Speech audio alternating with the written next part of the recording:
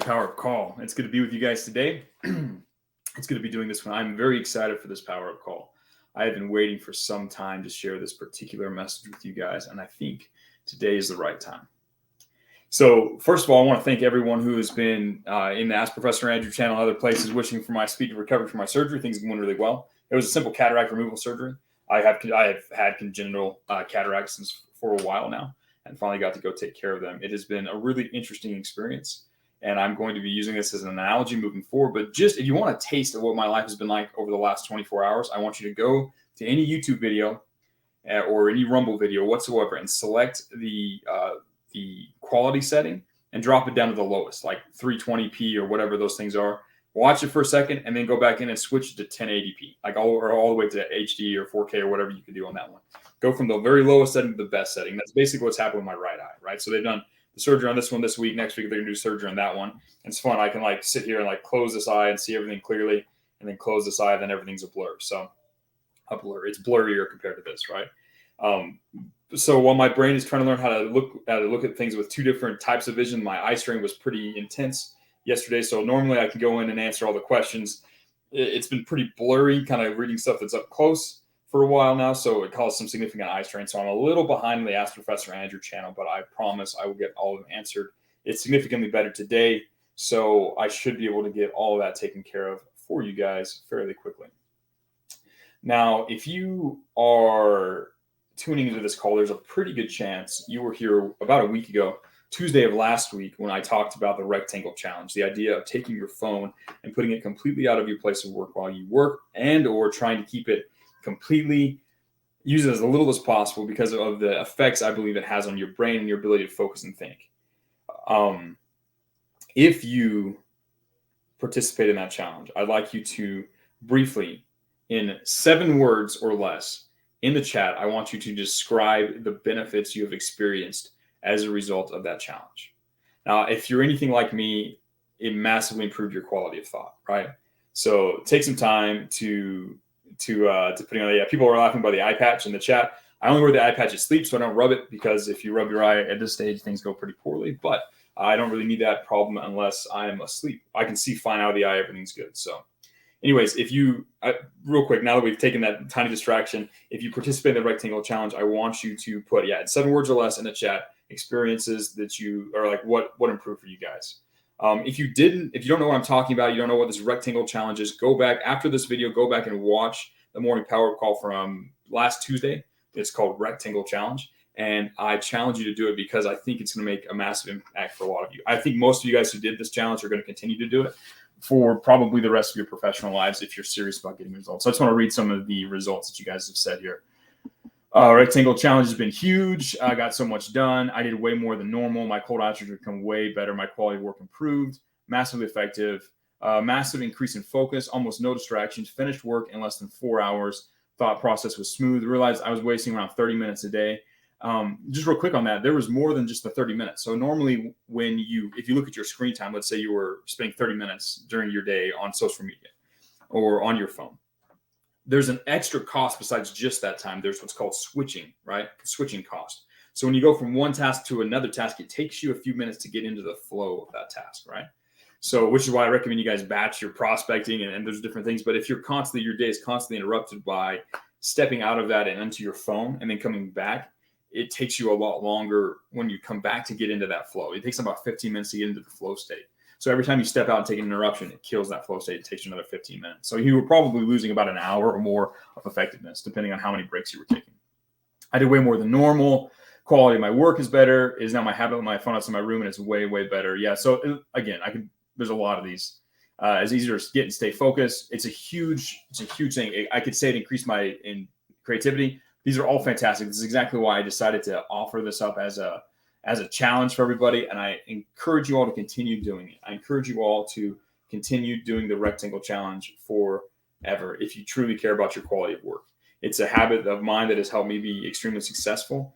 And if you look at the competitive advantage alone, if you were competing against the same version of yourself, but he had his phone on his desk all day long and was always checking it when things got difficult, which of those two would win? You doing the rectangle challenge or that guy? Obviously you. So make that choice.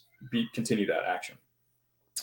With that being said, let's dive into the announcements real quick. I need to put in the announcements channel. We'll be doing a copy review call tomorrow, like we normally do. I'll submit the links in the announcements after this call for you guys to submit that. We'll be doing a continuation of the swipe file breakdown call. We'll probably finish the whole article this Friday as well. Again, I'll put all the announcements inside of the announcements channel, so keep an eye on those.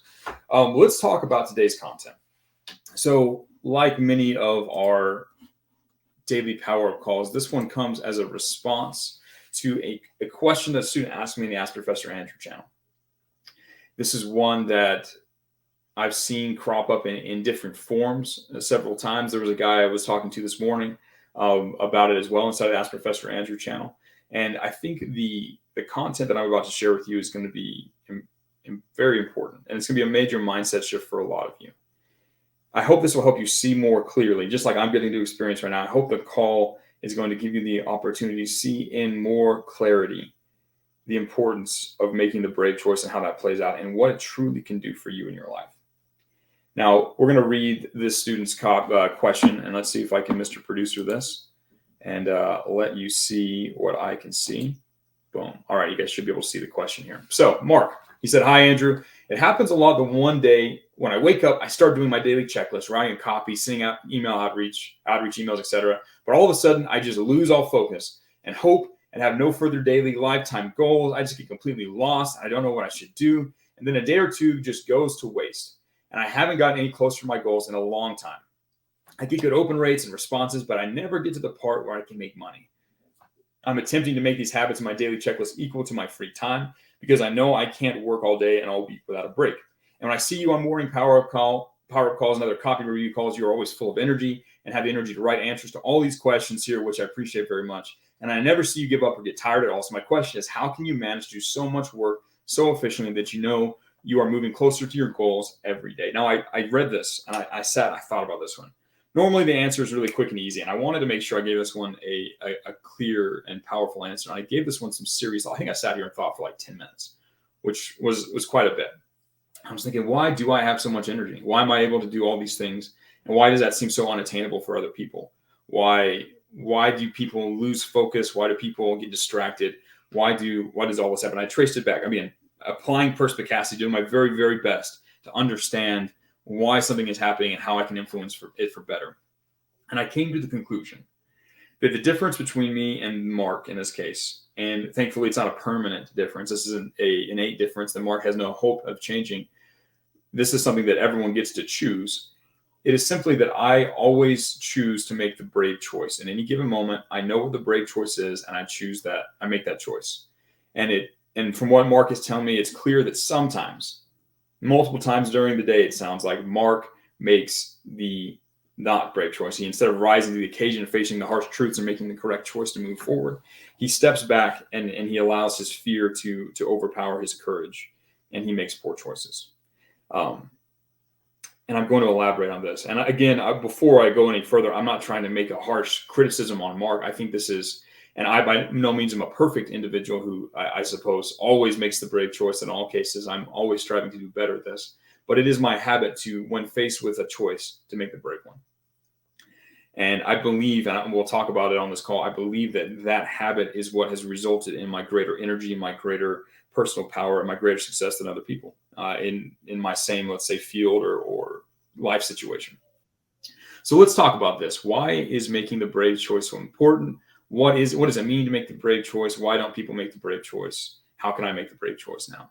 So in life, you are usually faced with at least two choices, right? There's always at least one choice that is the correct choice. It's often difficult. It's often scary.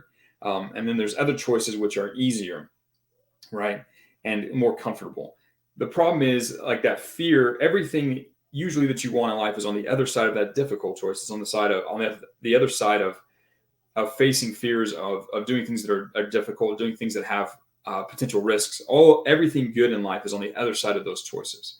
So if you go through life and you avoid fear, avoid things that seem scary or difficult, like, for example, and I get this quite a bit, people are afraid to do calls. They'll work and they'll get good responses, but like they're afraid of actually getting to the real life person-to-person communication, taking money from somebody as a payment for a project and having to live up with those expectations. That terrifies them, right? That's a because there's real skin in the game. There's real risk involved there. Your personal reputation is there. The one chance of this one prospect is a huge thing. And I'm going to talk about ways to minimize that and move through that a little bit more effectively. But they see this choice and they know that moving forward is scary and it's difficult.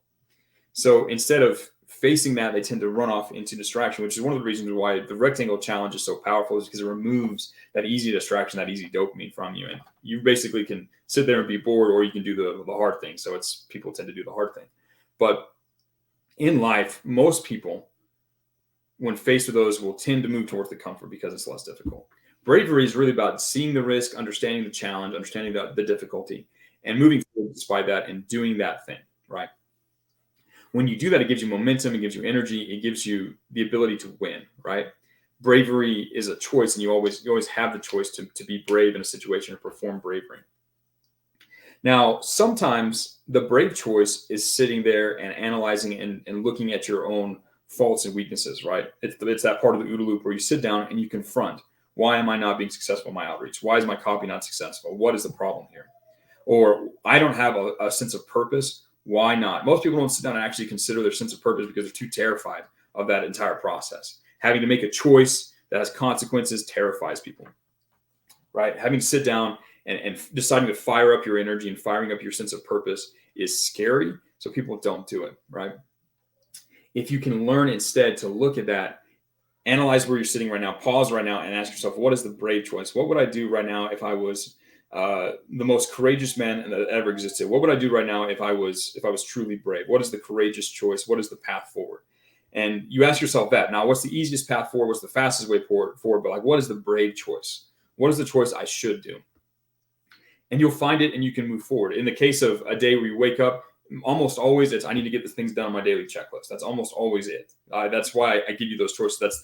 Those are the things that you need to do to be successful. And they're not easy. They're not comfortable, but they are necessary. They are powerful. It's going to take you some time to begin to be good at identifying what your choices are in a given moment and learning which is the brave choice, or learning where you run away from the hard path forward.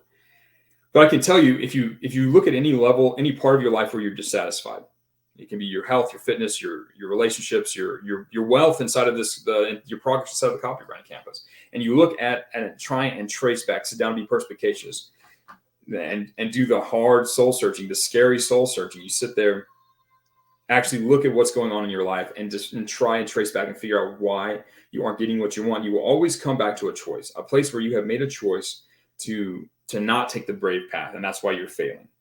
If you go back to it and analyze truly what you need to do, you will find a way to hold yourself to a higher standard in a certain place and make a braver choice, a more difficult choice. The path forward to success is always through that difficulty. It's always through choosing to be brave. Now, being brave is a character trait, but it's really a habit. It's a series of choices, right? You choose to be brave. It becomes a reflex action. Now, there's a lot of ways you can do this. You can spend your focus. I'm going to be talking about this on another Power Up call. You can direct your focus to a vision of the future where you have made that brave choice and you are acting bravely, and you can spend all of your time, like your mental energy, focused on that and making that happen. And then all the fears tend to fade away. And or you can minimize those fears. For example, some people are afraid to do outreach and do an actual call. They get afraid of the call because they're worried that if they don't get this, like the call could go wrong, and they have a movie in their brain of it going wrong, and I'm looking like a fool, and they think about that, or they worry like, it's so hard to get someone to reply to me. So, man, like, what if I ruin this? Is my one chance, I ruin it. Like that's where their focus is.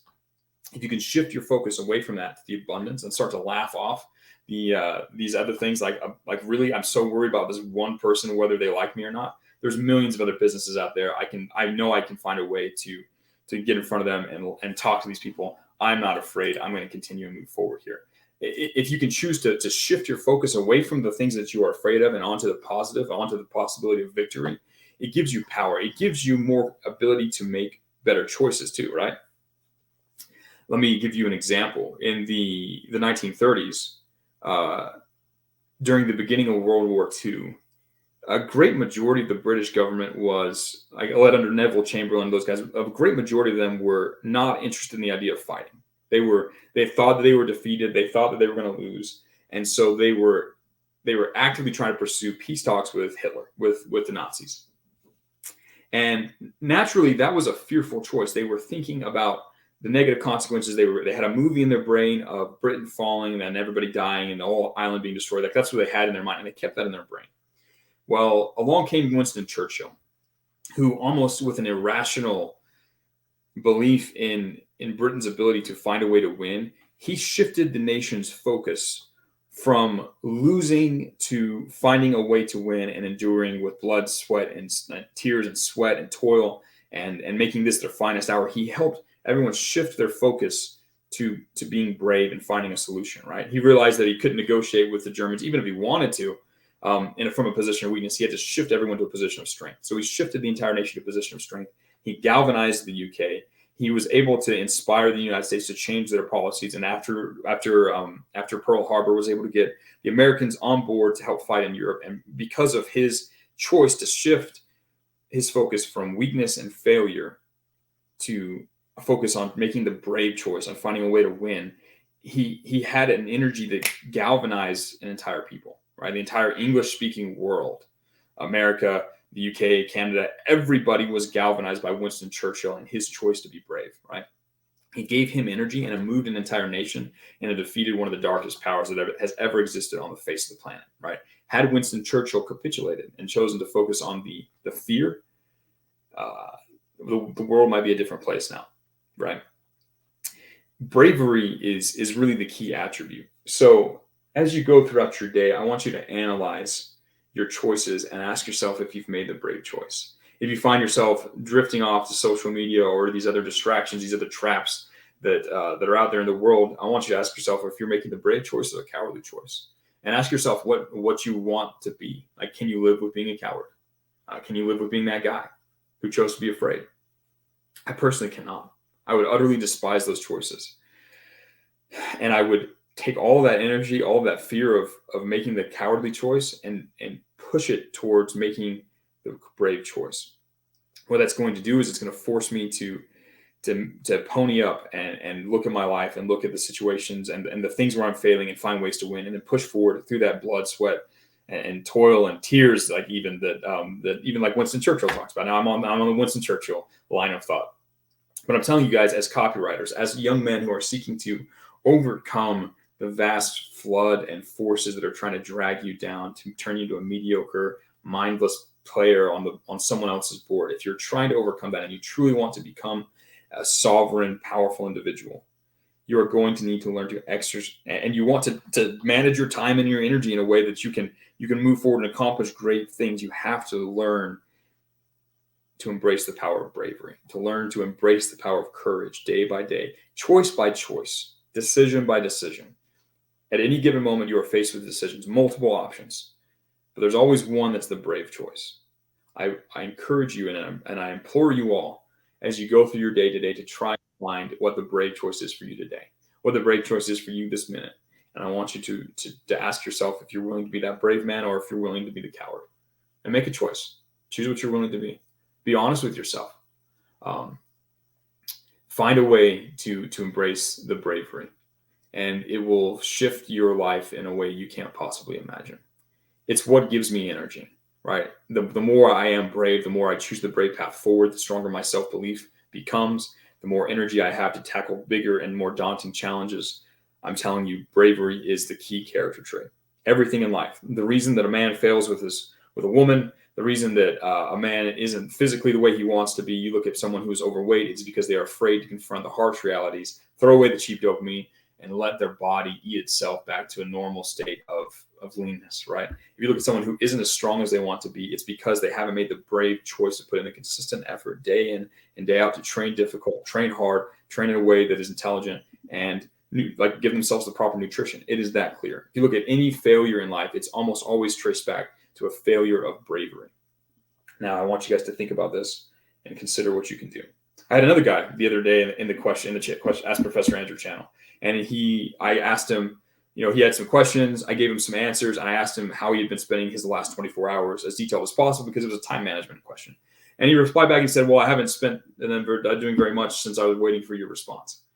And that struck me as a strange way to approach it. I replied back. I was like, tell me, you didn't move forward with what you thought was the best option. Like you didn't try and use that time to the best of your ability. And it's because he was afraid. He was afraid, and he was looking for a chance to step off. And I've been there as a human being. I've been there. Every human's been there, right? It's a character flaw that we all get to overcome since we grow up from the age of being a child, right? Like that's part of life. But analyze your life, analyze your decisions, analyze how you're spending your time, and ask yourself, is this the brave choice? There is one nuance I want to add to this, because he did ask about like being able to work all the time and spending time outside of that, like resting or with family. You can work much more than you think you can, right? I spend about 80 to 90% of my time actively engaged in productive work, like actual work. And then I have the other part of my time actively invested in things like my family, my physical health, all those types of things. I invest my time in those other things. I view that as a form of work. I schedule that in.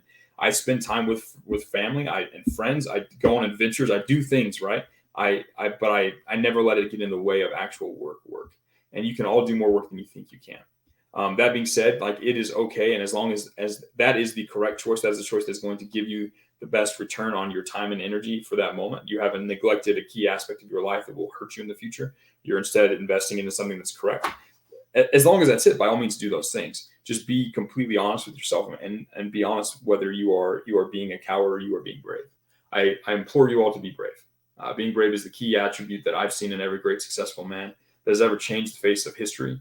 It's in the men that I respect the most, and it's what I seek most to instill in myself and instill in my sons. And I encourage you all to learn to make the brave choice. Now, this has been a little bit longer than normal morning power call. I've rambled about vision. I've talked about the importance of bravery. Now I want to release you guys all to your lives to go back and move forward with courage. Make the brave choice. Do the things you know you should do. Become the man that can live with himself and look at himself in the mirror proud because he's made the brave choice. And it will give you more power than you can possibly imagine. My friends, it's been a good call. I will talk to you guys again tomorrow for our next morning power call. In the meantime, keep an eye out on announcements. I'll be dropping some things in there in a few minutes. And also keep your eye out for tomorrow's review call. Should be a good one. I will talk to you guys again tomorrow. Take care.